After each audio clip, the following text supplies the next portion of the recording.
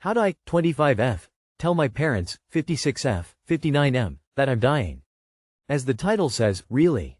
Using a throwaway because my main can be identified. My 25F parents and I are really close emotionally but not geographically. They live abroad and I see them a couple times a year, but we speak pretty much every day. A few months ago I started getting some weird symptoms, unexplained weight loss, fatigue, abdo pain etc. And went to the doctor who referred me for more tests. Because I didn't want to worry my parents before we knew it was anything to worry about, my partner 27M. Together 10 years, and I kept it to ourselves. Many tests later, including some very uncomfortable scans and a biopsy, and it turns out that I have incurable bowel cancer and have a year or so at most. Which sucks. No one knows yet except my partner, but I need and want to tell my parents so that it's not a complete shock to them when I see them in a few months. I'm due to visit in November and I really need that visit to be as happy as it can be. And also because I need them. How the hell do I approach this conversation? It doesn't feel like something I can just drop into a phone call, but the thought of flying out to them to tell them in person is pretty daunting. Also for my partner's sake I want to tell them soon because aside from me he's the only one who knows. Didn't want a well-meaning relative from his side posting something on social media or any risk of my family hearing it from anyone else. And this is really hard on him. He needs someone other than me he can talk to about it. Any advice would be so welcome. Thank you. It might be helpful to introduce what will happen during the conversation before you start telling them what's going on. I'm going to tell you some news that is going to be really, really hard. After I tell you what's going on, I'm going to tell you what I need from you, . Now they know two things. 1, this is going to be bad and they can brace themselves. 2, that when they want to jump into action immediately, people always want to do this when bad things happen to people they love, they will know what you need from them. I know it's hard, but just tell them as soon as possible even if it's over the phone. I'm sorry to hear about your health. I am in a similar situation, but I am the one with cancer and I had to tell my daughter. The hardest thing I ever did. My prayers are with you. I'm sorry for what you're going through. It's not fair. Just pick up the phone and call them. I know it's a lot for a phone call, but you really don't know how you're going to be feeling in November. You need them. Odds are, they will be on the next flight to you and have a million questions. Be prepared for them to be in denial about your diagnosis and prognosis and for them to want you to get second and third opinions about whether surgery, chemo, or radiation can buy you time. You may want to ask your doctor for a referral to a support group that your partner and your parents can join for family members of people who have received a terminal diagnosis. Go visit them now instead of waiting until November. Is this something you can say over the phone or do you need their arms wrapped around you to get the news out?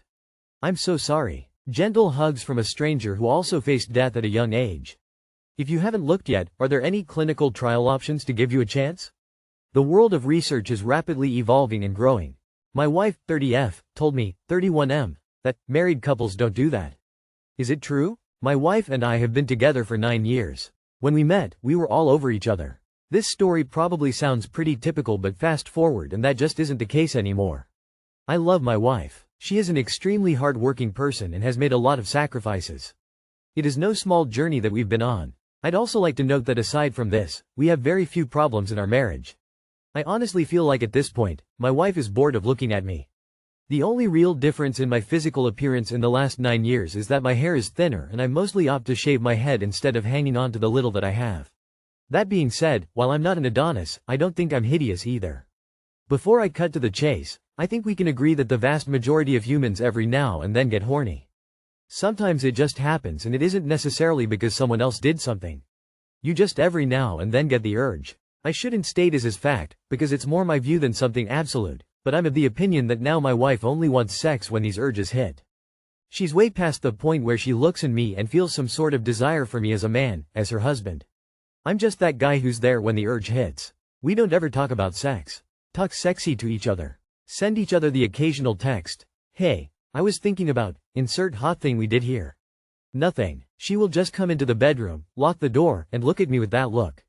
Hey. Meanwhile I'm almost confused because there's been no mention of the human touch for a week since our last encounter.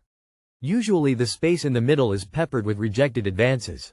I'm now, because she locked the door and gave me a look, supposed to be like, wow smiling face as sex? F for me? Up Periscope. So I did what I felt was the reasonable thing to do and I communicated. I said that I understand our lives are much busier than we were 21 or 22, but it would be nice if we could build the tension a little every now and then. Maybe then I would actually feel desired.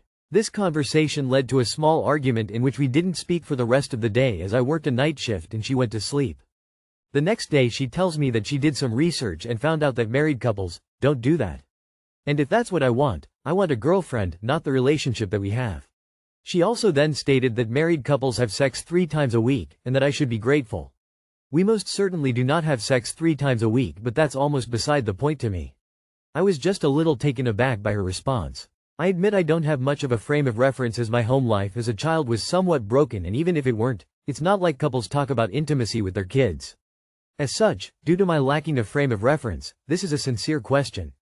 Am I just being idealistic? Do married couples just eventually get into the rhythm of things so much that you actually don't do that anymore?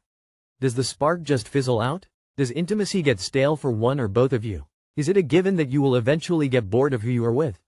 Too long did not read. Wife told me that married couples don't build the tension anymore. Edit. A few people seem really hung up on the fact I mentioned sacrifices. Having a child is a sacrifice, and physically it always takes a larger toll on a woman than a man. I'm merely giving her the credit for that, amongst some other things. She did not lose out on some big educational or career opportunity because of our relationship. Hate to ruin your gotcha moment. I've also made sacrifices. I moved to her home country for some time and became fluent in her language. But I'm not here to toot my own horn. Those who are suggesting counseling might just be right. I appreciate those taking the time to contribute constructively. Been with my wife for 19 years now. Intimacy and feeling desired by each other is important and necessary part of a relationship. Not sure where she did her research, but it BS. Also stating that you should be grateful is demeaning. I think a conversation that helped my husband and I's sex life is that women don't often just get in the mood randomly like men do, unless we're ovulating. Acts of service, those random texts throughout the day, spontaneous date nights, even something simple such as cleaning the house without asking, etc. that all helps. A lot, haha. Take a step back and look at the workload at home. I know you've said she's made a lot of sacrifices. Could any of those be impacting her drive? Her response is concerning and defensive, and it makes me wonder if this is something she's unsatisfied with as well but won't admit. I'd continue to bring it up here and there. Your partner should be willing to listen to your wants and concerns. My wife and I are 60. We had about a 7-week run this summer when we had sex every day. It's almost Friday and we had sex 5 times this week. This has not been the case our entire marriage, but we have been killing it lately. We talk a lot. We're best friends. Maybe start there? She only wants sex when the urge hits. Yeah, I also only want to have sex when I want to have sex. The issue is that she doesn't want you as much or as often as you want her to. Have you considered maybe if there's been no mention of touching for a week, that means you also haven't mentioned it? Where did that research come from? Because it certainly sounds wrong. Also, there's not unilateral way that married couples do or don't have sex, but I think a majority agree with you, not her. Personally, it's kinda crappy that she doesn't out an effort because like you said, it doesn't make you feel desired, but it also makes it seem like it's a given for her. Just because she wants it, she gets to have it. Hasn't fizzled for us yet. Of course we don't do it nearly as often in our 60s as once, but it's still fun. You have problems. It sounds like wifey never learned how to have fun. It's just work and then you die. See if you can't get her to relax. Spend some downtime together. My partner, 30F, tricked me, 32M, into moving in. What should I do? I put tricked in quotation marks because I'm not entirely sure if what happened fits the definition of trickery, but it definitely feels like I was manipulated into a situation against my will. So my partner, 30F, and I, 32M, have been together for 5 years. We lived in separate apartments but spent a lot of time at each other's places. I liked the arrangement. It gave me space and allowed me to enjoy my solitude. I had a fulfilling job, a comfortable apartment, and a close-knit group of friends. Life was good, and I thought I had everything I needed. Before we moved in together, we had talked about it, and I always said I was content with our current setup. I preferred having my own space and thought it was a great balance. However, my partner kept mentioning how much she wanted us to live together and how important it was for the next step in our relationship. I grew up with a big family and liked having my own space, while she grew up in a smaller household and wanted more togetherness. After months of her bringing up the subject, I made it clear that I was not ready to give up my space. I preferred our current living arrangement and was not interested in cohabiting. However, she would constantly talk about the future and how much it would mean to her if we could share a home. One weekend, she said she had a surprise for me. When I arrived at her apartment, she excitedly showed me an apartment lease she had signed for us. She had been so sure of my eventual agreement that she went ahead and secured a place for us to live together. My initial reaction was one of shock and anger. I felt like my wishes had been disregarded, and I was forced into a situation I was clearly not comfortable with. She started telling me how wonderful this was going to be and how happy she was to finally have us living together. When I tried to express my discomfort and how this felt like a violation of my boundaries, she accused me of being ungrateful and not supportive of her dreams. After an argument, she told me to move in and make it work or break up. I tried to reason with her, but she was adamant that this was the right step for our relationship. She said that if I wasn't willing to make this commitment, then maybe we weren't as serious as she thought we were. We've been living together for 2 months now, and the situation is strained. I feel like I was manipulated into giving up my autonomy and that our relationship has shifted in a way I'm not comfortable with. I'm struggling with resentment and frustration but also feel trapped by the commitment I didn't fully agree to. What should I do? I feel like I need to address this betrayal, but I also don't want to complicate things further given the current circumstances. Too long did not read.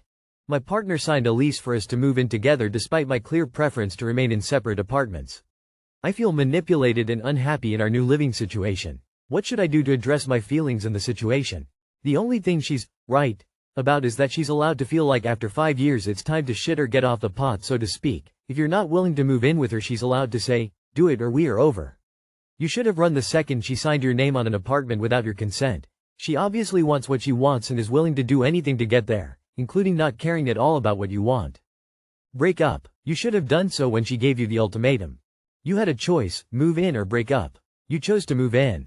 If you regret your choice, break up and move out. Simple. Also, if you've been together for 5 years, or in your 30s and are this adamant about not living together, then what is even the point of staying together?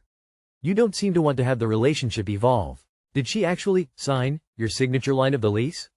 Or did she just take out a lease for a new space that she wanted you to move into? Faking your signature could be a crime. But either way, you're realizing that the two of you are in different places with your desires, and it's time to end the relationship. And if she signed your name to something, I'd move out even faster. The word you seem to have forgotten is no. You moved in, dude, no one made you. You screwed up, so move back out into your own place. 21 female. I'm having a hard time pleasuring my boyfriend, 20 male. 21 female. I'm having a hard time pleasuring my 20 male BF. I've never had issues when it came to pleasuring a man before.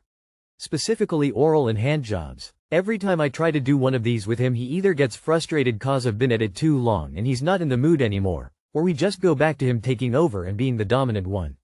Some background: he's never been with anybody before me. I am his first girlfriend, first kiss, first everything. We've been together for almost 2 years now. I would be down to try to do it more, to try to be better at it the way he wants me to, but he makes it so discouraging. He makes fun of me for it and jokes about it with his friends while I'm there. I've had a couple partners before him and I've never had a problem making a man finish. I've tried to tell him I feel discouraged to do it and he kinda just brushes it off. When I don't make him finish, I feel like I'm lacking as a woman. We do have sex a lot and he finishes most of the time when he's the one doing most of the work. Do you guys have any advice on what I should do or say to him?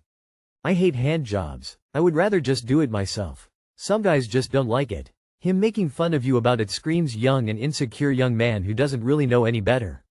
Listen, I love you and I'm willing to try just about anything to help get you off, but picking at me about it isn't going to help and it's disrespectful. Keep it up and you may be giving yourself handies. Too long did not read. He doesn't seem like very respectful partner. Your issue isn't about technique, it's about letting him degrade you. You're so fixated on pleasuring him that you're blind to the deeper problem, his disrespect. He mocks you in front of his friends, yet you keep trying, hoping he'll finally approve. But he won't, because the more you chase his validation, the more he enjoys denying it. The real question isn't why you can't satisfy him, it's why you're willing to let him crush your self-worth. You're betraying yourself for someone who takes pleasure in belittling you. Stop looking for advice to fix this, it's not fixable. He makes fun of me for it and jokes about it with his friends while I'm there. That right there is a massive red flag. I can't stress this enough. Dump him now before this progresses to a much more toxic relationship. He has no respect for you. If he is disrespectful to you, doesn't listen to you and laughs at you for it, then that's a bad sign. He should be more grateful that you are trying so hard to satisfy him. I think it is good to communicate about sex, but with respect and understanding. Sounds like he needs to stop watching porn. If you are really his first, he should finish in no time. But if he is constantly masturbating, then that is not your problem, that is his.